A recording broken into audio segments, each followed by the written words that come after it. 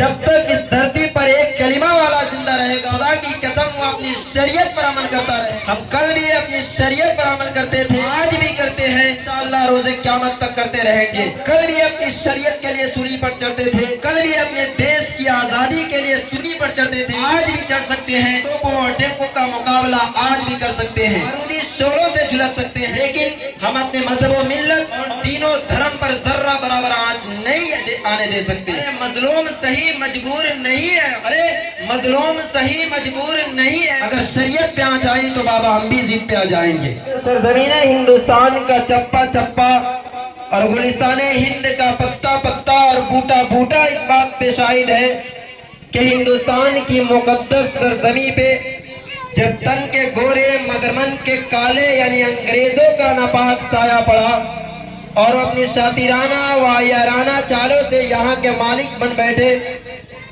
तो सबसे पहले आलमे बगावत हमने बुलंद किया। रास्ते की गुर्बतों दूरी से बेफिक्र, राहों के खतरात से बेफिक्र होकर मुल्क की आज़ादी की तलाश में हमने फांसी के फंदों को चूम कर मंजिल का निशान पूछा। तो कभी मुल्क की आज़ादी के लिए हमने अपने जिस्मों को लहू लहान कर आग के अंगारों में जाना पसंद किया। हमने इस मुल्क की आज़ादी के लिए अपने जिस्मों को टुकड़े टुकड़े कराया। हमने इस मुल्क की आज़ादी के लिए अपने जिस्मों को तोपों पर डालकर और यूं ही हवा में उड़ा दिया। इस मुल्क की आज़ादी के लिए अपनी माँओं और बहनों को कुर्बान कर डाला। हमने इस मुल्क की आज़ादी के लिए अपने जिस्मों को खाक में मिला दिया। हमारे आबा व अजदाद ने इस मुल्क की आज़ादी के लिए अपने सरों को दरख्तों पर लटकाना गवारा किया, लेकिन अंग्रेज कुत्तों के सामने अपने सरों को झुकाना गवारा नहीं किया। गोया के बड़ी कुर्बानियों के बाद हमारा मुल्क अंग्रेजी इक़्तिदार से आज़ाद हुआ और हमारे आबा व अजदाद ने बहुत सोच समझ कर ये जमहूरियत का रास्ता इख्तियार किया ताकि मुख्तलिफ मज़ाहिब व अदियान और नज़रियात व अक़ायद के करोड़ों हिंदुस्तानी आज़ादी की हकीकी दौलत से सरफराज हो सके। लेकिन दोस्तों, आज़ादी के बाद वतन के लोग यूं मिले हमसे जैसे बेहिस बाप कोई दूसरी शादी के बाद। आपको यकीन नहीं है तो आप तारीख के औराक को उठाइए और उनके पन्नों को उलट कर देखिए कि आज़ादी के बाद से मुसलमानों के साथ किस तरह का रवैया इख्तियार किया गया, जुल्म व इस्तबदाद के कैसे कैसे हथियार इस्तेमाल किए गए। कभी गोरखछक के नाम पर मोहम्मद अखलाक का कत्ल किया जाता है, तो कभी मुजफ्फरनगर में हमारी माँ और बहनों को गाजर और मूली की तरह काट कर फेंक दिया जाता है, तो कभी गुजरात के अंदर हमारे छोटे छोटे मासूम बच्चे को यूं ही तोपों टैंकों और गोलियों से भून दिया जाता है। यह है जुल्म व इस्तबदाद की तारीख और पूरी दुनिया जानती है गुजरात के दंगे को। लेकिन दोस्तों, ईवान हुकूमत तक मैं ये बात पहुंचा देना चाहता हूं कि याद रखो, अरे फिरका परस्त ताकतों, इत्तेहाद के दुश्मनों, सेकुलरिज्म के नाम पर अपनी सियासत की रोटियां सेकने वालों, कान खोल कर सुन लो कि जब तक इस धरती पर एक कलिमा वाला जिंदा रहेगा, खुदा की कसम वो अपनी शरीयत पर अमल करता रहेगा। हम कल भी अपनी शरीयत पर अमल करते थे, आज भी करते हैं और इंशाअल्लाह रोज़े क़यामत तक करते रहेंगे।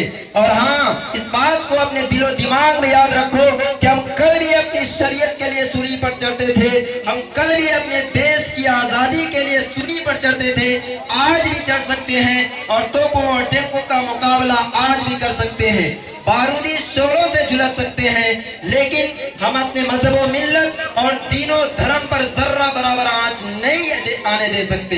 अरे मजलूम सही मजबूर नहीं है हम, अरे मजलूम सही मजबूर नहीं है हम। अगर शरीयत पे आंच आई तो बाबा हम भी जिद पे आ जाएंगे। दोस्तों, आज हमारे मुल्क हिंदुस्तान में क्या हो रहा है? हर तरफ साजिशें, हर तरफ साजिशें। इसलिए मैं ये बात बिल्कुल पहली बोल देना चाहता हूँ कि याद रखो कि ऐसे जो फिरका परस्त ताकतें हैं, यकीनन वह आटे में नमक की तरह है। لیکن ان کی وجہ سے ہندوستان کا ماحول خراب ہو رہا ہے. اس لیے ہم تمام ہندو مسلم سکھ عیسائی بھائیوں کو چاہیے کہ ایسے آستین کے زہریلے سانپوں کو نکال کر کچل ڈالے اور ملک کے بقا کی فکر کرے اور قوم ملت کے اندر اپنے ہیرے کو تراش کرے اور وہ نوجوانوں کو نکالے جو ملک سے محبت کرتے ہیں, جو دیش سے الفت رکھتے ہیں, بغض نہیں رکھتے, عداوت نہیں رکھتے, کینہ اور کپٹ نہیں رکھتے. میرے عزیز ساتھیوں اور دوستوں اور عزیز بچوں, آج یہ ملک ہندوستان میں یہ سازشیں رچی جا رہی ہے کہ مسلمان اس ملک سے اتنی محبت کیوں کرتا ہے, مسلمانوں کو اس ملک سے آخر اتنی محبت کیوں ہے. ارے بابا, ہم کیوں نہ ملک سے محبت کرے, جیتے جی بھی کرتے ہیں اور مرتے دم تک کرتے رہیں گے. اور محبت کی سڑے بگٹ کسی کھڑے ہو کر پیشاب کرنے والے جاہل, ناگوار اور کمینہ اور کمبخت سے لینے کی ضرورت نہیں ہے. ملک سے محبت کا طریقہ ہمیں قرآن نے سکھایا ہے, ناولوں سے سیکھنے کی ضرورت نہیں ہے. ملک سے محبت کا طریقہ ہمیں پروفیٹ محمد نے سکھایا ہے, کسی گوار کھڑے ہو کر پیشاب کرنے والے جاہل اور کمینہ سے لینے کی ضرورت نہیں ہے. سامعین معظم, اور بعض لوگ وہ ہے جو یہ کہتے ہیں ہندوستان کا مسلمان اس ملک سے محبت نہیں کرتے.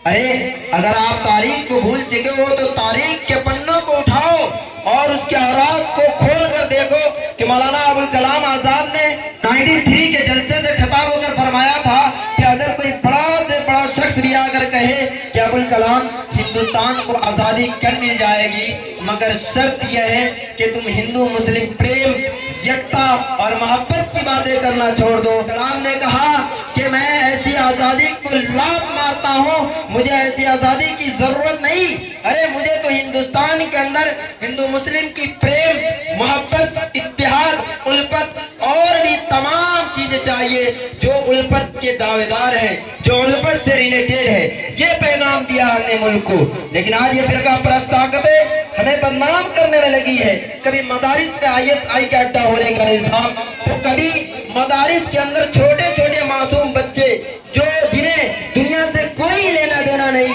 جن کو اپنے اللہ اور رسول سے محبت ہوتی ہے, جنہیں کتابوں سے محبت ہوتی ہے, جنہیں درسگاہوں سے محبت ہوتی ہے, جنہیں اپنے چھوٹے چھوٹے معصوم دوستوں سے محبت ہوتی ہے, اسے دنیا سے کوئی لینا دینا نہیں ہوتا. اسے دہشت گرد کہا جاتا ہے.